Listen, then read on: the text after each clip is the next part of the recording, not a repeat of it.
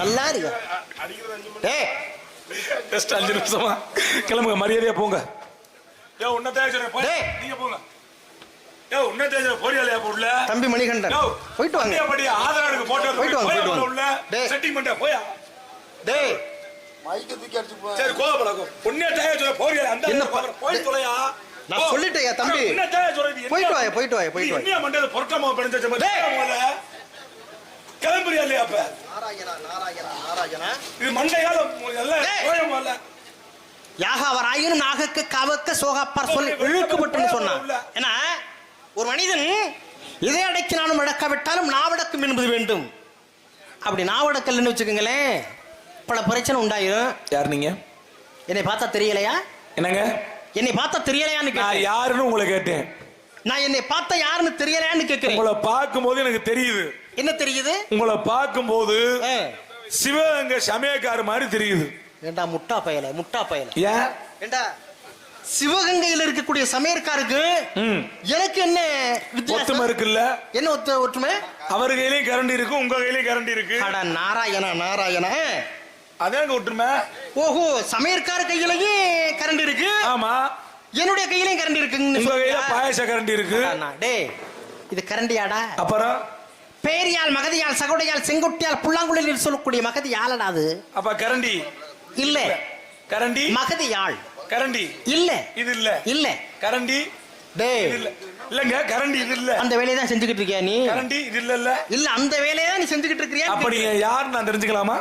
என் பெயர் நாரதர். சுவாமி நாரதரா? ஆமையா. இன்னைக்கு தான் சாமி நான் உங்களை உயிரோட பாக்குறேன். இல்ல சாமி, ஒரு நாள் வரைபடத்துல ஓவியங்கள்ல பாத்திருக்கேன், இன்னைக்கு தான் உங்களை நேரா பாக்குறேன். அப்ப நீங்க நாரதர் தான். வாழ்க வாழ்க வாழ்க. நாரதரா சாமி நீங்க? ஆமாப்பா. உங்களுக்கு எல்லாமே தெரியும் தானே? கண்டிப்பாக. கையில ஒரு கட்டை வச்சிருக்கீங்களா, அது என்னது? இது சப்ததாள கட்டை. இது எதுக்கு? தாளம் மாறாமல் ராகம் பாடுவதற்கு இசைக்கக்கூடிய கருவி சப்ததாள கட்டை. இந்த கட்டை நீங்க இந்த கட்டை நீங்க மட்டும் தான் வச்சிருக்கீங்களா? அது இருக்கு. யார் யார்ட்ட இருக்கு?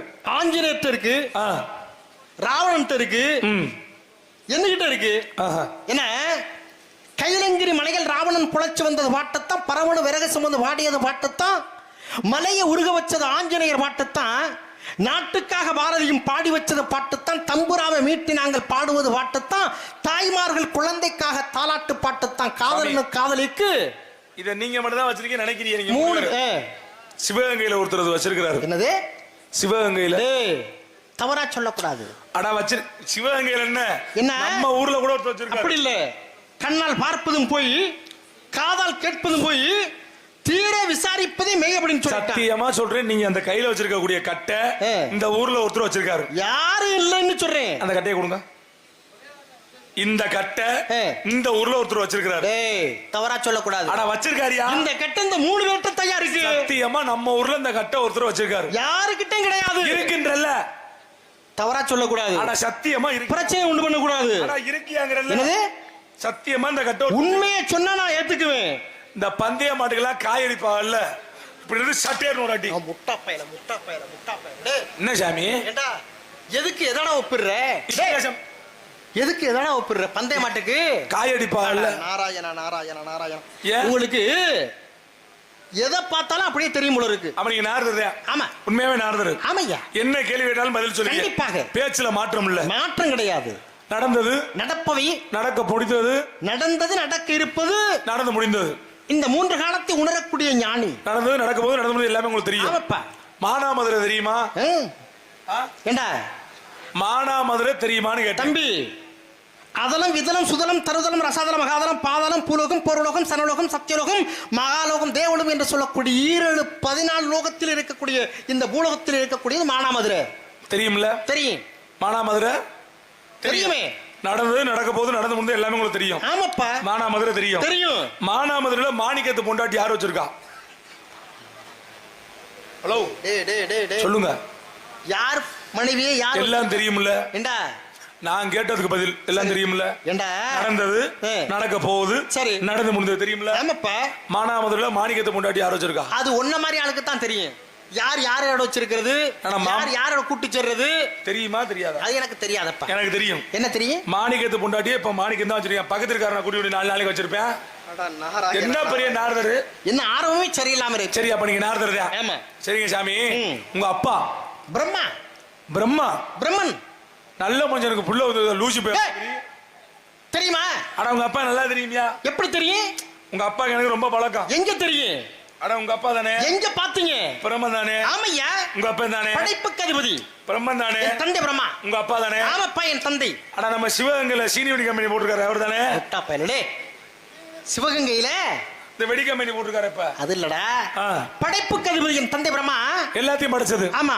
மண்ணை படைத்தது என் தந்தை. மரத்தை படைச்சது என் தந்தை. வானத்தை படைச்சது. சுருக்கமாக சொன்னால் பராபரத்தில் பரம், பரத்தில் சிவம், சிவத்தில் சக்தி, சக்தி. நான் கேட்டதுக்கு மட்டும்தான் பதில். குஞ்ச படைச்சது யாரு? ஊர்வன பரப்பட நீந்துவன என்று சொல்லக்கூடிய குஞ்ச படைச்சது என் தந்தை பிரம்மா. நாயை படைச்சது என் தந்தை பிரம்மா. நாய் போடுற குட்டிக்கு ஏய், அண்டசம் உட்பிசம் சராயிசம் சுவேதசம். அதுல 3 வருஷம் ஒட்டி, ஊர்வன பரப்பன நீந்துவன. அதுல 3 வருஷத்தை ஒட்டி இப்படி எல்லா உயிர் வகைகளை லட்சக்கணக்கில் படைத்து இன்றைக்கு கோடிக்கணக்காக உற்பத்தினா அதுக்கு மூல காரணம் என் தந்தை பிரம்மா. சரி சாமி. அதுக்குத்தான் சொன்னாங்க, ஆ. ஆழத்திலே இந்த ஞானத்திலே வரும் காலத்திலே என்ன கூலத்திலே மூலத்திலே பிரம்மன் தான் இருந்து வாசி முடிக்கிறான், புண்டம் பிடிக்கிறான், சுவாமி. பிரம்மனாகப்பட்டவன் படைக்கிறான் அப்படின்னு சொல்லி. எல்லாத்தையும் படிச்சது உங்க அப்பா தானே? எனக்கு ஒரு சின்ன சந்தேகம் உங்கள்ட்ட என்ன கேட்கலாமா? சந்தேகம்? எல்லாத்தையும் படிச்சது உங்க அப்பா.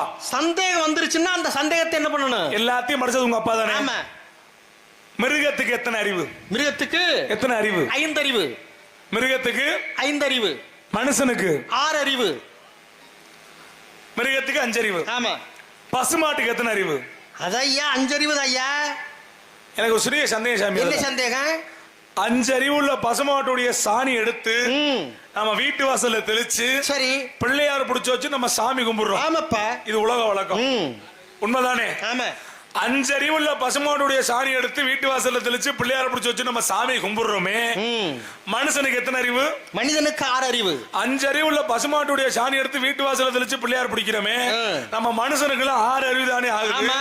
ஒரு நாளைக்கு நம்மோட சாணி எடுத்து வீட்டு வாசல்ல தெளிச்சு அதுல ஒரு பிள்ளையார் பிடிச்சு வச்சு கும்பிட்டா என்ன தப்பு? மனிதன் எல்லாம் தெரிந்து கொண்டான், வாழும் வகை புரிந்து கொண்டான். இருந்த போது மனிதனுக்கு ஒன்று மட்டும் தெரியவில்லை. அது என்னது? மனுஷனுக்கு மனுஷனா வாழ தெரியலடா. ஓஹோ. அப்ப மிருகம் எதை சாப்பிடுது? மிருகம் புல்லு சாப்பிடுது.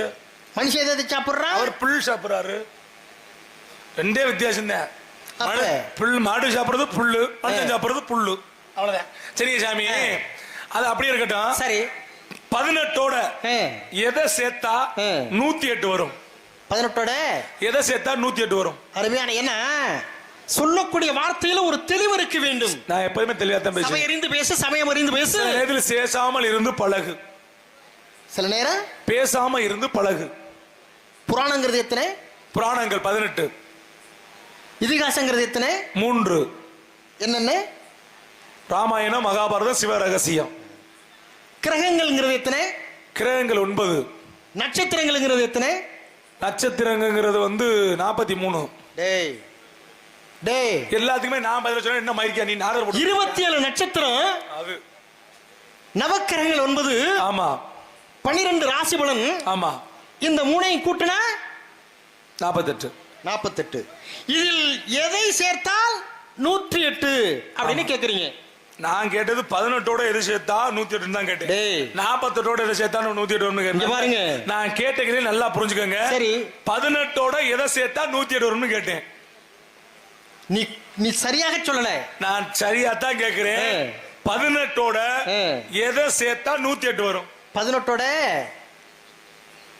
என்னன்னா நாரதுடைய பிள்ளைகள்ங்கிறது சித்தப்பா 60 படே. இங்க பாரு, நீ சொல்றதுலையும் சரிதான். சித்துக்களை கற்றறிந்தவன் அனிமா மகிமா கரிமா லகிமா பிராத்தி பிரகாமிய விசத்துவம் வசித்துவம் என்று சொல்லக்கூடிய சித்துக்களை கற்றறிந்தவன். அதுல ஒரு மாவை விட்டுப்பிட்டிய. என்னமா? நக்குமா. இங்க வாங்க. அது அப்படியே இருந்த போது நான் கேட்டது 18ஓட எது சேர்த்தா 108 வரும்னு கேட்டேன். அதுக்கு இன்னும் நீங்க பதில் சொல்லல.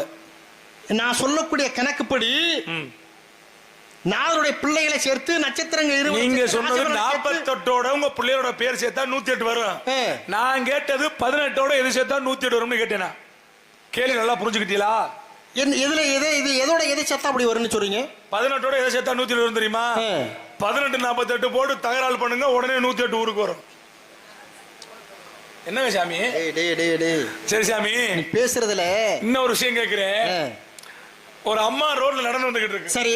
ஒரு அம்மா ரோட்ல நடந்து வந்துகிட்டு இருக்காங்க. ஒரு பையனை குடிக்கு நடந்து வருது. சரி. அப்ப எதிக்கே ஒரு வயதானவர் நடந்து போறாரு.